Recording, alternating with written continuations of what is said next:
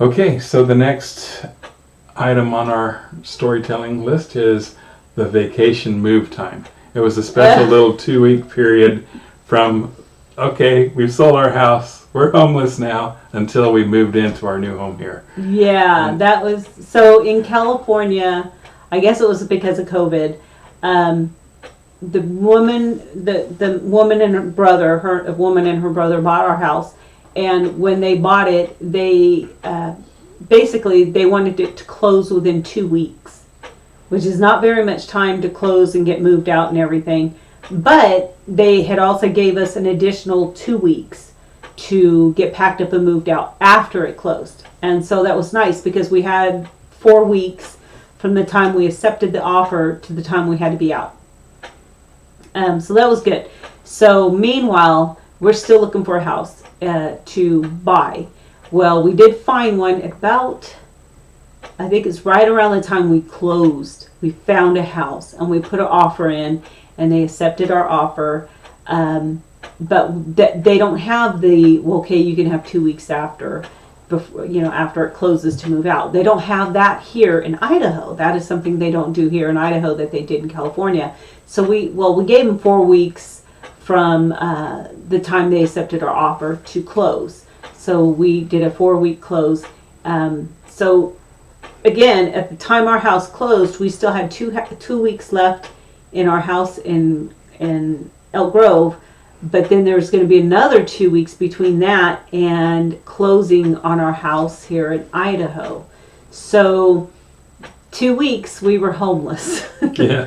So we actually, storage units were at a kind of a loss during this time. We ended up getting 3 smaller storage units to put everything in. Yeah, it was close. It was so close. But I mean, we weren't. It worked out in the long run. So but we decided, okay, what are we going to do for this 2 weeks? We need somewhere to stay. So the thoughts were with a dog and a cat. Yeah, that was a little. It's just Dave and I and a dog and a cat. Kason was still living in his home, so we didn't have to worry about him. He's taken care of, but us. So we decided, okay, we're going to be on vacation for 2 weeks. We'll be homeless for 2 weeks. Yeah. So we're going to be on vacation, and but we also knew we were going to be away from California for a long time after we moved. So we kind of wanted to do the things we'd never get a chance to do again. We didn't get to do any of them. There were so many people we wanted to visit. So many people we wanted to say goodbye, have lunch with, and we just. You'd think 2 weeks would be enough, but it's not, because we wanted to go visit Dave's family. We did get to see that, to see them. We did go. So what we did, we stayed in hotels for 2 weeks. Did we get to see Aunt Roberta one last time? Did we see her? I think we did. I think we went down to Fresno, saw my Aunt Roberta. Because we're used to going to see her every few months and helping her out. She doesn't get very many visitors, so we did go to see her, I think, before we left, and explained to her, because she knew we'd been telling her for about a year we were going to move, so we were just kind of giving her heads up, Aunt Roberta, we're going to be moving, and when we move, it's not going to be close. We're not going to be able to come visit anymore like we've been. So I think we did get to see Aunt Roberta one last time before we left. Yeah, I wanted to go visit my Uncle Floyd, but just didn't come into the cards. And, just didn't. But yeah. we did get to spend time with my cousin Karen and my Dale uncle, and no, Dale wasn't there. Oh, Dale wasn't there. That's right. Dale was not there. But you did get to home see. We did get to visit with Karen and DeRoy and Mary Lee. Yes, so we got to see them. We got to go to Monterey. We took Kason. Kason loves the ocean. He loves the ocean, and we're not close to the ocean here. So we decided some of those 2 weeks, we were going to take a vacation to Monterey. Mm-hmm. His Papa Nick has a. Did he get to go to the aquarium that trip? I think we you did. I think we did because you had to. Yeah, because somebody had to stay with. Again, we had a dog and a cat. We had a dog and a cat. We had offline Odin, and then we had Chaser. Yeah. So Kason's cat Chaser with us. So Dave couldn't go to the museum, but we did. Case and I did get to go to the Monterey Bay Aquarium, and tore that. Thank you, Dad, for getting us in so we could enjoy that one last trip to Monterey Bay Aquarium for who knows how long until we get to go there again. But that's another place Kason loves to go, is the aquarium, so it was nice. We got to do that, but we also got to go to the ocean. Odin was a chicken when it came to the waves. He would hide behind me. Chaser, she just flat out didn't like the beach at all. We took her out of her pet carrier. We have a harness for her and a leash, and we took her out of the pet carrier, and we didn't get her in the water. She didn't get wet at all, but she just flat out didn't like the beach at all.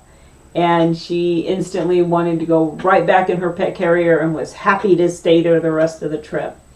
And she shut up for the next, I don't know how many days. I mean, normally she's a cat. She's not used to traveling. Every time we take her somewhere, it's meow, meow, typical cat who's not used to riding in the car thing. Actually, I realize now that a lot of things we didn't get to do were because of Odin and Chaser. Yeah, they kind of put a dent in our ability, our freedom. But so after that, for many, many days, because, we were going from place to place, so we were in the car a lot, and for many days, she did not complain once being in the car. It kind of really shut her up. And I guess she was afraid if she complained, she'd go back to that beach or something, because she was a good kitty for several days. She did good after that. She behaved herself and didn't make any noise and didn't complain, and she just laid down and shut up. I remember now that I'd talked with Rob before we went to there. I was hoping to we could have a dinner with Marilyn one night. Yeah, but the animals, I forgot about them, and we didn't get to see Rob and Marilyn. So, but I got to talk to her on the phone. That was good. So while I was waiting to pick up a pizza, and we had a little good talk there. That was good. Yeah. So I didn't get to say goodbye to her, but I mean I did over the phone. But it's not like giving Rob and the other guys at church a hug, or handshake and saying see ya. We'll be back in September for a short visit, and we did get to do that. But that's some different. This is gonna be on the next video. So that's actually that's 2 videos from now. That's the next clip. So we would joke about being homeless, but we weren't really. We were. I mean, God blessed us. We could stay in hotels. There was kind of ridiculous that we just sold our house and all that money was in the bank. All that money from selling the house, and we're homeless. But we did a few times. We did put was it a couple times? We put Odin in this doggy home boarding place, and the woman who took care of him. Oh, that girl, yeah. He loved it. Madison was her name. Madison, she was good. She was really, really good. He loved it. She would send us videos and send us pictures and updates. And what was that app we found her on? I can't remember. There's an app you can. Wags. It was Wags. We found her on Wags, and she's really great.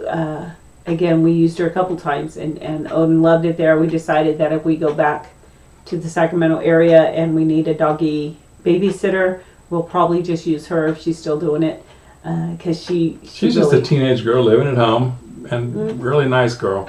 Yeah, I got to meet her little brother, I think, but I never got to saw her parents, her mom or anything. But like I said, he was very happy there. The second time we took him there, he knew where he was, and he got excited. We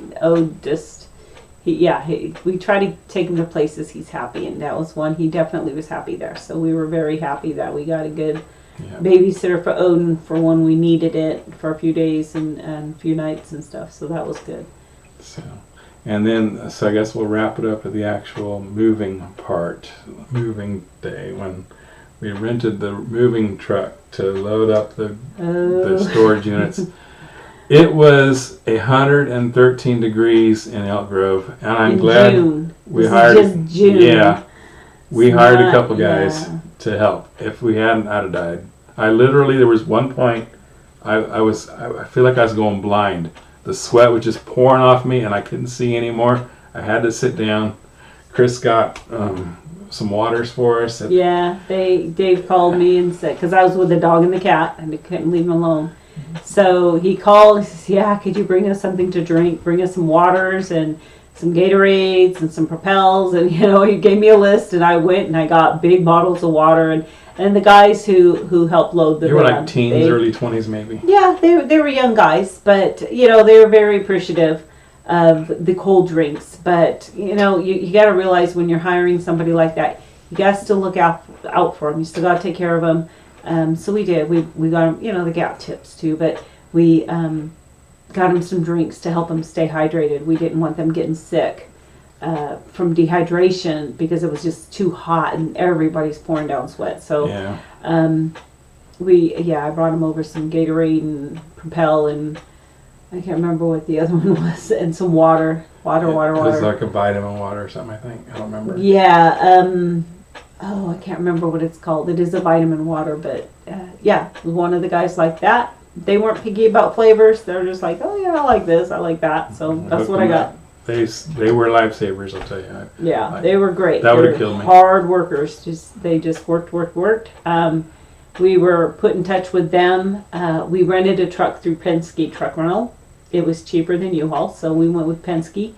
And they had a link where if you needed help moving, either loading the truck or when you got your destination, if you needed help unloading the truck, they could, they had companies that they worked with that you could schedule this. So that was nice because we scheduled them. They came out and they helped load the truck, and it was taking longer than we thought it would. But they stayed, and we paid the extra. It wasn't for free. They still got paid for it. But they stayed longer and got the truck loaded. And then when we got to our new house and it was time to unload the truck, then we had another company. They came in. It's the same company, but it's a nationwide company. But they came and they had their guys, and they got here, out. and they just, I don't think it took them 45 minutes to get it unloaded because they got here. I don't even know if they were both here when I left, and I took my sister to the airport. Right. I'll explain that in a minute. But took my sister to the airport, and by the time I got back from the airport in Spokane, they were done and gone. It just, in that short of time, they hit it and split. So, it was kind of sad. We brought the heat from Sacramento with us. Yeah. It was 90s or 100s up here, which is very unusual. It got up to 108. And this is, let's see, we signed on June 23rd is when we closed on our house. So at the end of June, before it was even July, it had gotten 108 degrees, which is crazy hot up here. And that was the hottest it got all year. It never got that hot again for the rest of summer, so that was nice. But it was crazy, 108.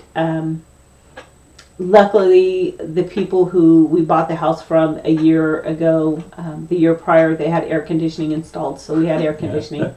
Wow, that's a lifesaver. So I installed a fan in Cason's room for we necessary. We put a ceiling fan in his room, a fan with a light and stuff in his room, but that was later. So, but so it was nice. Thank goodness we bought a house that had air conditioning already. And it came in handy having that air conditioning. Yeah. Although I didn't think we'd need it much, but nope, we needed it our first week here. It was sad. And we mentioned the votes, our realtor votes, they came up and were here actually the week we moved in. Yeah. We mentioned in the previous video that they came to our house, but we were out doing errands at the time. But they were up here to do the Ironman triathlon up here in Coeur d'Alene.